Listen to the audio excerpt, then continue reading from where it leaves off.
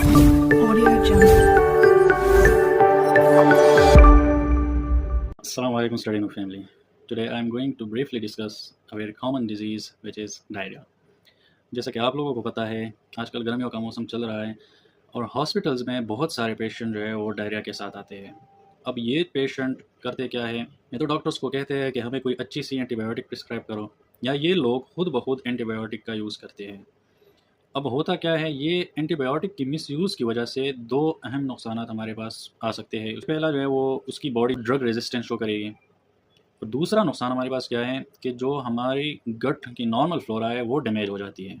Normal flora में होता क्या है कि हमारे पास गुड बैक्टीरियाज होते हैं और बैड बैक्टीरियाज होते हैं।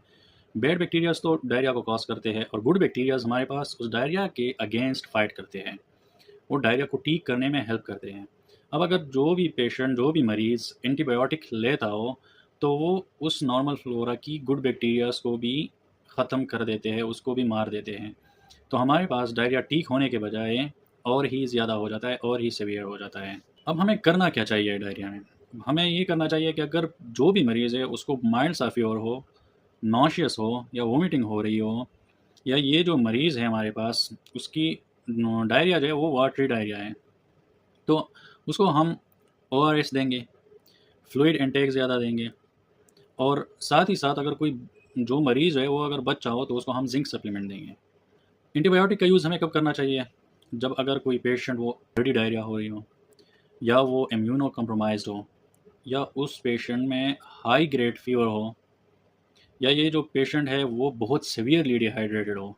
तो उन केसेस में हम पेशेंट को आईवी फ्लूइड देंगे, साथ ही साथ उस एंटीबायोटिक का यूज़ करेंगे, एंटीबायोटिक देंगे उसको। लेकिन एंटीबायोटिक भी हम अकॉर्डिंगली देंगे, ऐसे कोई भी रैंडमली हम कोई भी एंटीबायोटिक नहीं देंगे, क्योंकि रैंडमली एंटीबायोटिक अगर हम देंगे तो कुछ ऐसे माइक्रो ऑर्गेनिज्म होते हैं कि वो उस पे फिर इफेक्टिव नहीं होंगे ये एंटीबायोटिक, तो डायरिया हमारे पास ठीक नहीं होगा। तो आज का हमारा जो टॉपिक था उसका मकसद यही था कि एंटीबायोटिक का मिस यूज़ नहीं करना चाहिए, क्योंकि फिर आगे जो है ना फ्यूचर में ये हमारे पास ड्रग रेजिस्टेंस शो करती है, बॉडी जो है वो ड्रग रेजिस्टेंस शो करेगी, और जो माइल्ड सा डायरिया होगा तो वो भी फिर हम हमारे पास क्या हो जाता है, सीवियरली केसेस में जा सकता है। Stay tuned for the upcoming videos. Thank you so much.